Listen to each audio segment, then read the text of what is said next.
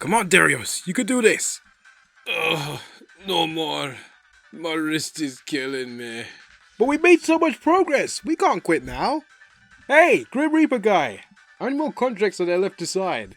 You're almost done. There's only 22 left. See, we're nearly there. Fight the fight, demon. Fight the fight. Our completion has almost been brought to light. You all remember DSiWare, right? The Nintendo DSi's digital download catalog? That service certainly held varying quality when it came to the games it had. Some games were pretty good, some were just okay, and some absolutely terrible. Shovelware, if you will. If you're familiar with the service, then I'm sure some of you remember the GG series, or the Ghost series as it was known as in European territories. This was a collection of games that were all 200 DSi points each, and were quite simple in quality and gameplay. They were all developed by Suzak and published by Genterprise. Too bad you can't buy them anymore, because Genterprise went bankrupt in 2016, and all of their digital releases went along with them. And even if they were still around, the closure of the 3DS eShop would have sealed their fate for good. But what if I told you there's still a method to play most of them? Now, dead memes and movie references aside, there is a way, and that was with this physical release, the GG Series Collection Plus, a compilation of most of the games that was only released in Japan in 2010.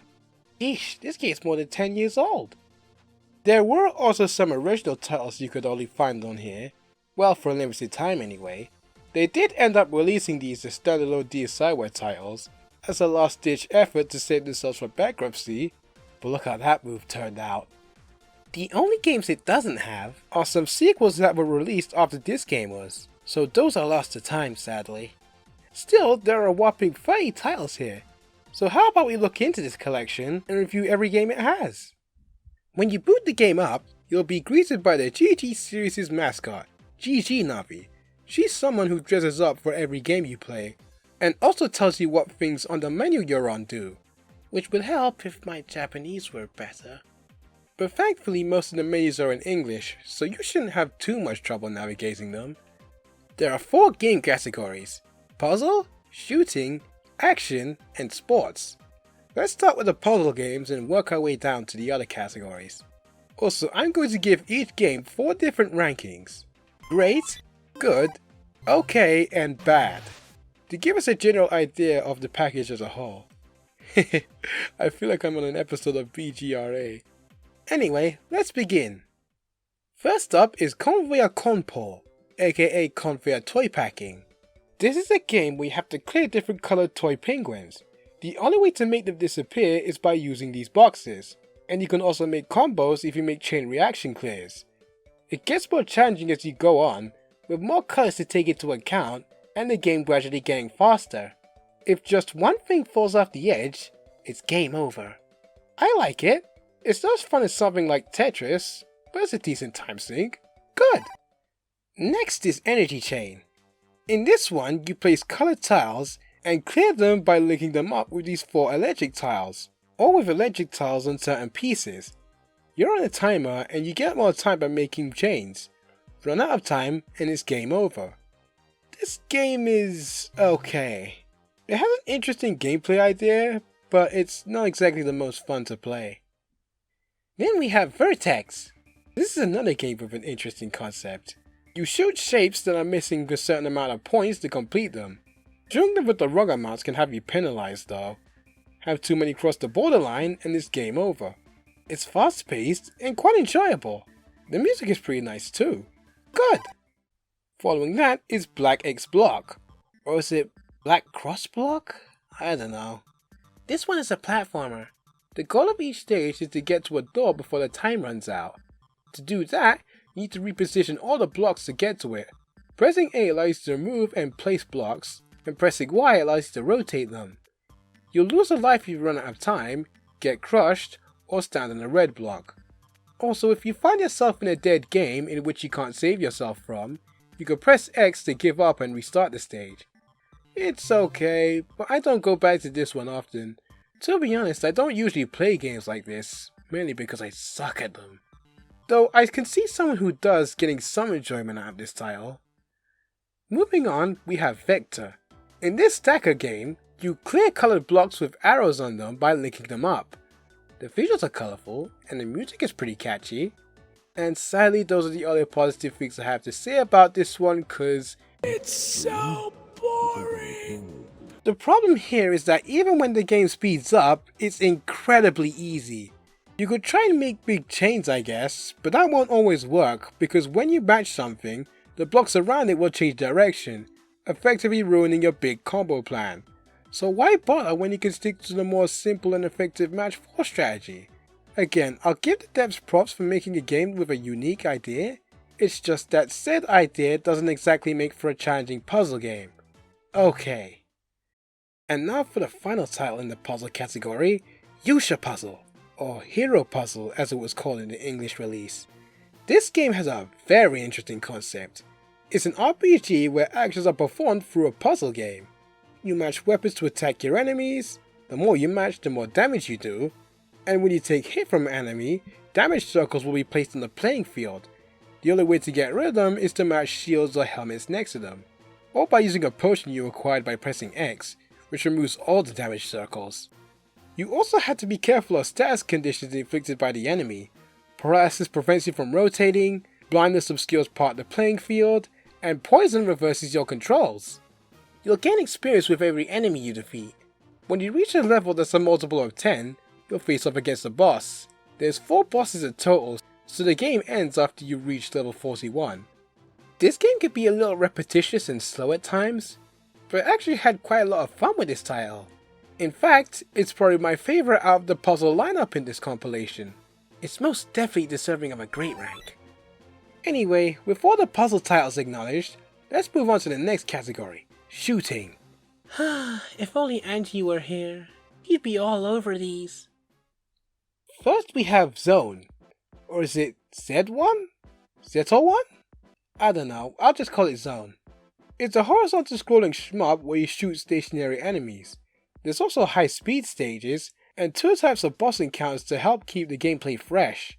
There's survival bosses where you have to stay in an area with respawning enemies for a couple of seconds, and target bosses where you have to destroy the target cores, while a bunch of other things are shooting at you.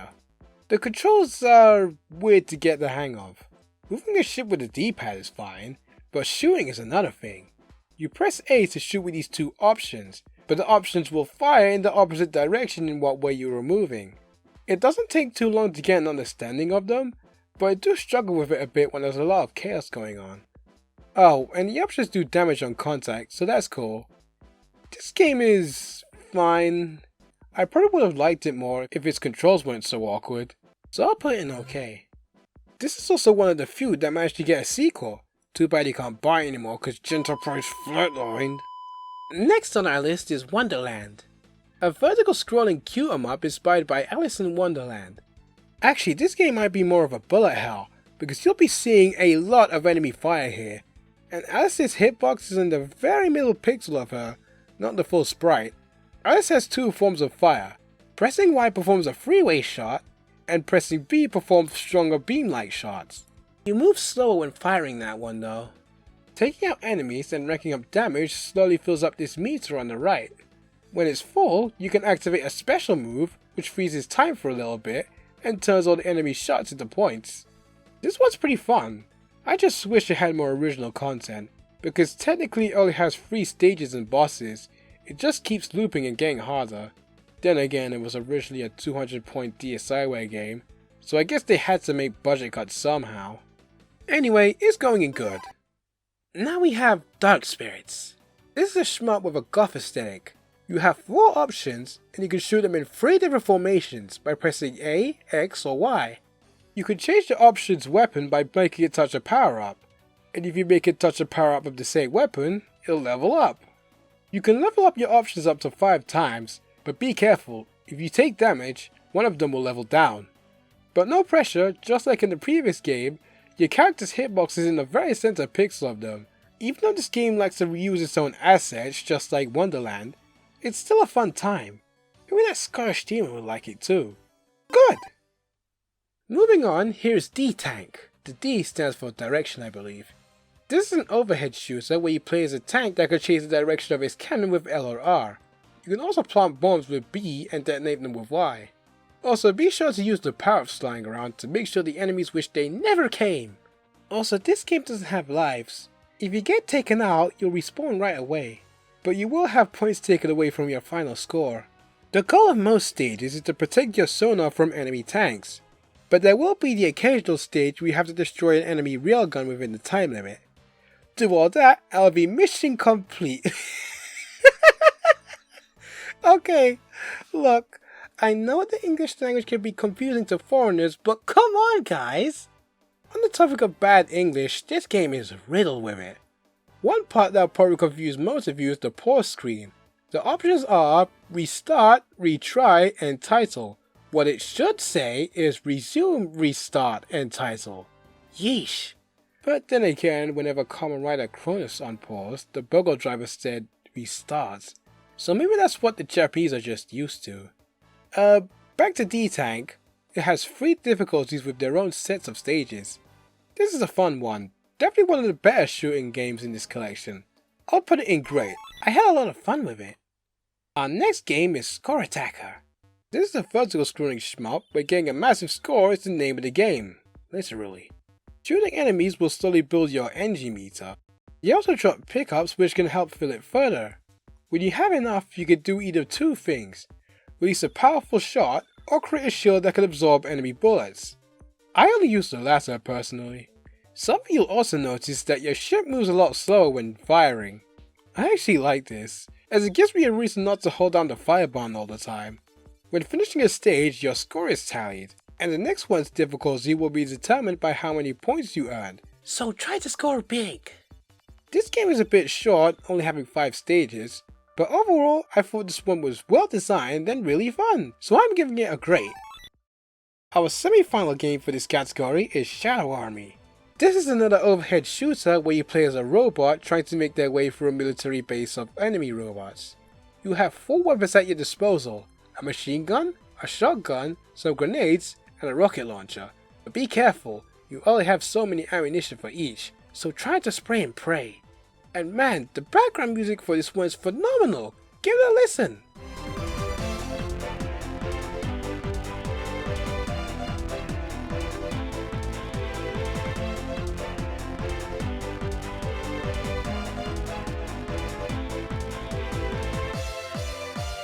This game is really fun, even if the enemy AI is easy to exploit. So with its great music and great gameplay, this game is definitely getting a good. Just kidding, it's getting a great. Wow, that's 3 grades I've given in a row.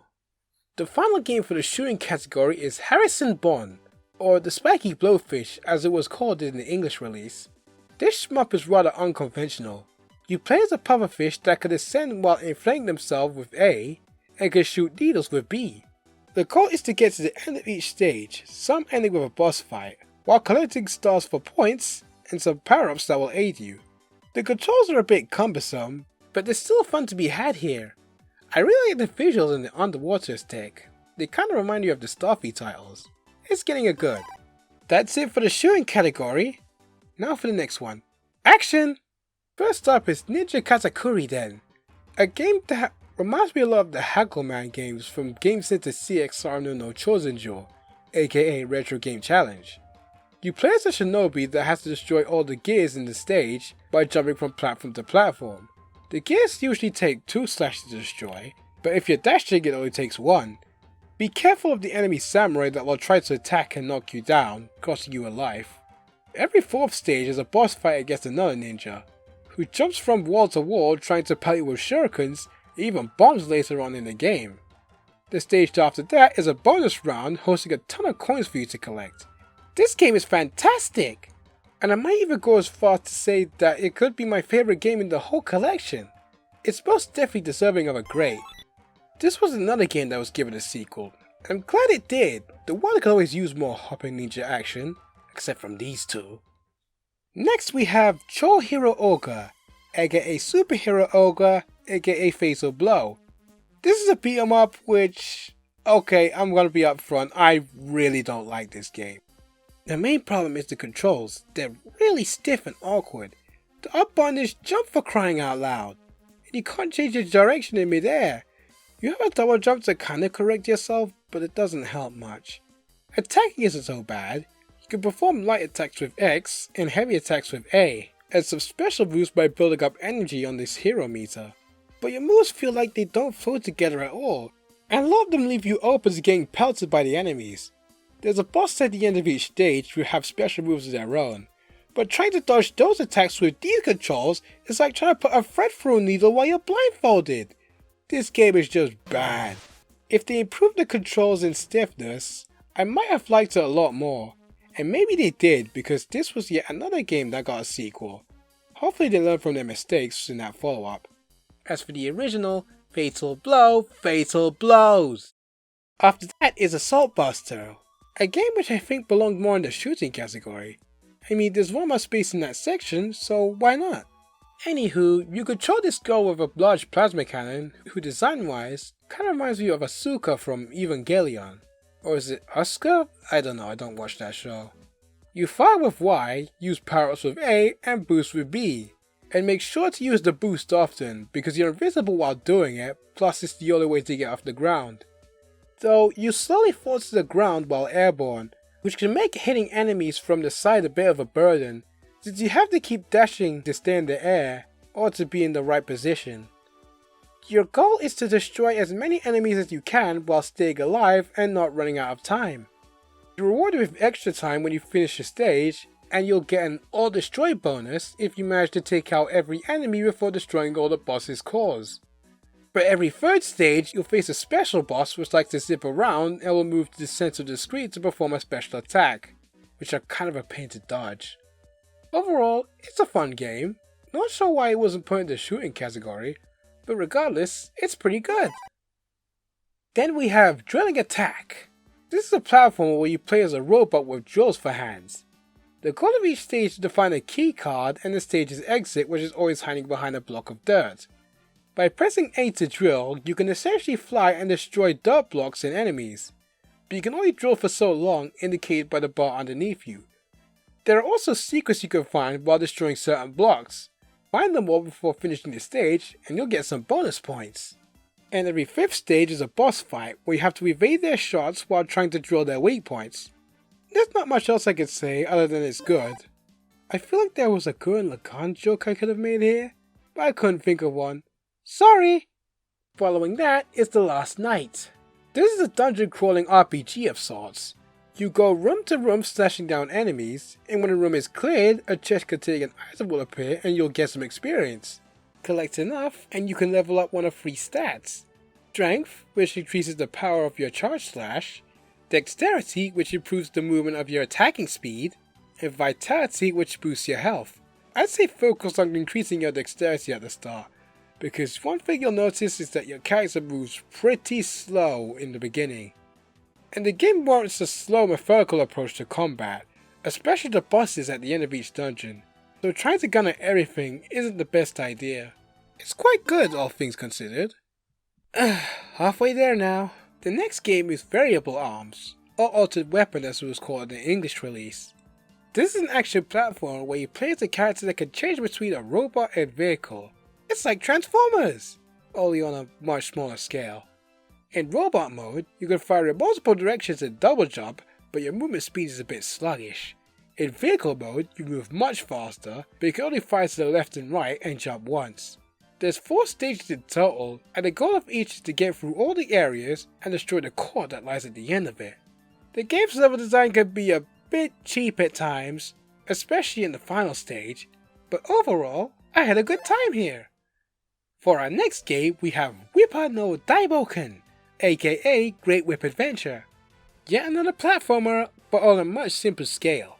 You play as this little explorer guy who can only jump and attack with his whip. It can also be used to grab onto these hooks and pull yourself up and down. The goal of each stage is just to get to the exit. There aren't any bosses in this one. It's simple, cute, and fun. Pretty good game overall. We have another title starring a ninja for our following game, Kakusereta Ninja Kagemaru, or The Hidden Ninja Kagemaru in English. This one is a stealth platformer, and the goal of each stage is to collect all the scrolls without being caught by the patrolling enemies. You can stay out of sight by hiding behind vases, but you also have a couple of tools at your disposal to assist you on your mission. Caltrops, which stun an enemy when they step on them, wall scrolls, which allow you to hide anywhere for a few seconds, an eye allowing you to see the guard's field of vision for a few seconds, and bombs which also immobilize enemies. But be careful about using those, because once the guard gets back up, they'll be alerted of your presence and make a beeline towards you, so they should only be used as a last resort. Every 5th stage is a bonus round, where you have to survive for a certain amount of time while a bunch of enemies are on your tail. This one isn't as fun as the other ninja game, but it's still pretty good. Our second to last action game is Allbreaker, yet another platformer. In this one you play as a girl with a sledgehammer, and you have to destroy all these glowing blocks to proceed to the next stage. Actually, almost everything is made of blocks, so most of the level is completely destructible, but don't be too destructive, doing so may leave you unable to finish the level. The game also introduces new ideas as it goes on, such as blocks that get destroyed in a chain reaction, or indestructible ones that can only be destroyed by bomb blocks. I do have some gripes with it, such as your horizontal movement being cancelled when you attack midair, but overall, I thought it was pretty good. Finally we have Gnocchi, or Nano Creature Gnocchi, says at the title screen. There's not a whole lot to this. You play as a worm-like creature, and your goal is to steer them and collect all the colored squares while avoiding walls and obstacles. Again, not much to it. I guess it's okay. Now let's move on to the final category, sports.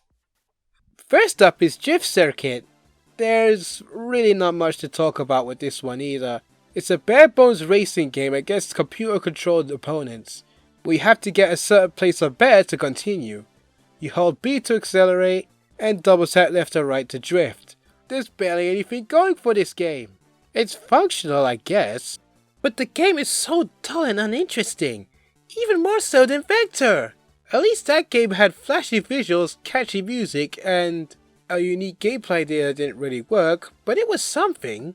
Drift Circuit with its dull graphics, dull music, and dull gameplay just puts me to sleep.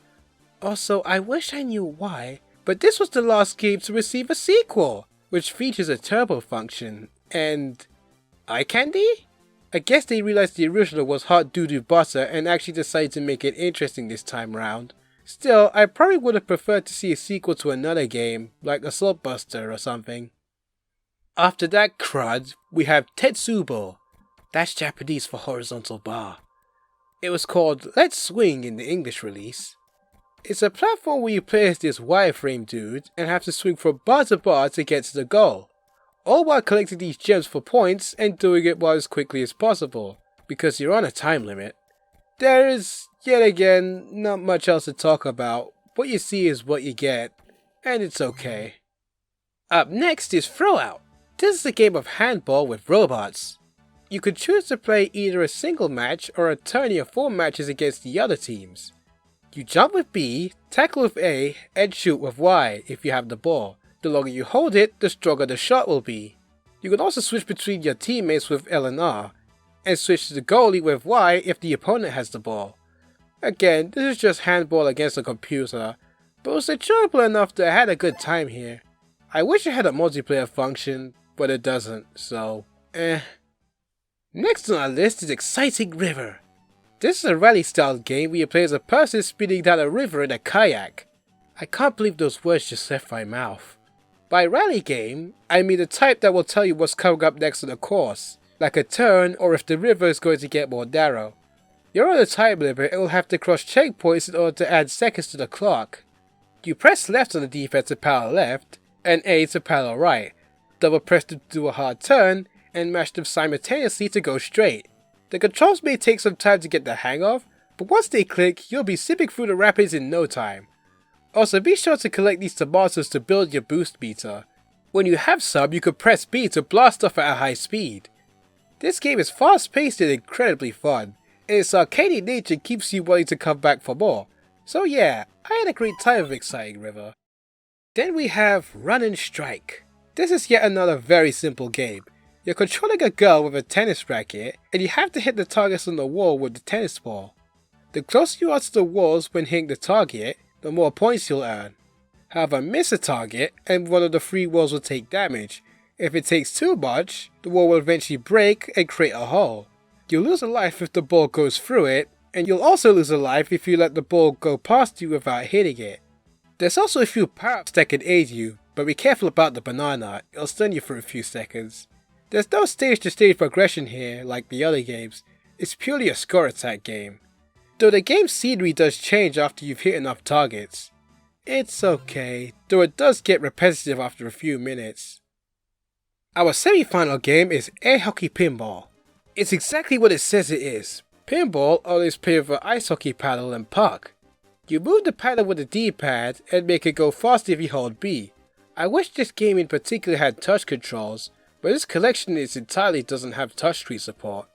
A DS game without touchscreen support? What are the odds? You'd think this game would be a score attack sort of deal, but it actually has a stage-to-stage progression like most of the other games. And each one will have you completing a different task to finish it. This game is pretty fun and it has some variety to it, so I say it's a good one. Last but not least is Uchu Race, or Cosmo Rally as it was called in English. This is a time attack racing game of sorts. You drive on a course 3 times to get the fastest time possible, but don't touch the edges or go off the road, you'll have penalty seconds added to your time if you do so. There's 3 difficulties which have 7 courses each, and that's all there is to it. It's okay, but I'd play it over Drift Circuit any day, that's for sure. Alright, with all the games talked about, you're probably all thinking, wow, this collection sounds pretty interesting. I'm gonna go buy it so I can play X already. No, you're not. And I'm about to get into this collection's biggest issue.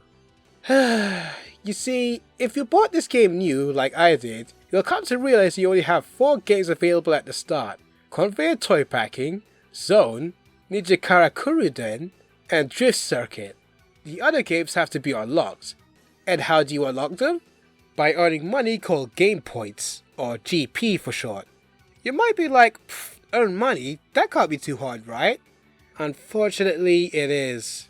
Because the amounts you get from simply playing the games is chicken feed. The only way to earn decent amounts of GP is through this game's achievement system, which pay out large amounts of GP if you achieve them. But even then you'll run into issues. Because in the game shop, there's only 4 games that are available to buy at the time, which are randomized each day, and each costs 30,000 GP to purchase. Meaning that you'll probably find yourself slugging through those mediocre titles, earning their achievements, just to have the GP to buy the other ones. You still start off with 60,000 GP, which is enough to buy 2 games on the get-go, but the issue still stands. It took me around a month to unlock all the games in this, and no joke, it felt like I was doing gaming labor just to unlock them all. A part of me kind of wants to see a speedrun of unlocking all the games for this collection though. That would be fun to watch. You could also spend it on clothes and features for GG Navi, but don't bother, it's all done gacha style, meaning what you'll get is completely random, and there's also a chance you'll get something you already have and your hard-earned GP will be burnt right before your very eyes.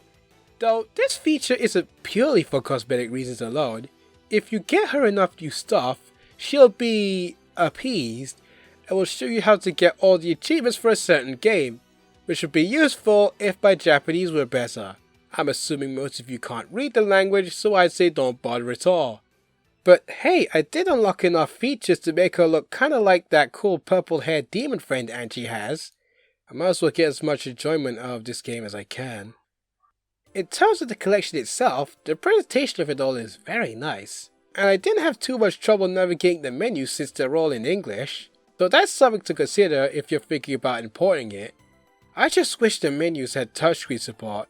Again, it's so weird, a DS game without touch support. They even ported all the game's e-manuals over, even if they're all in moon rules I'm still trying to study.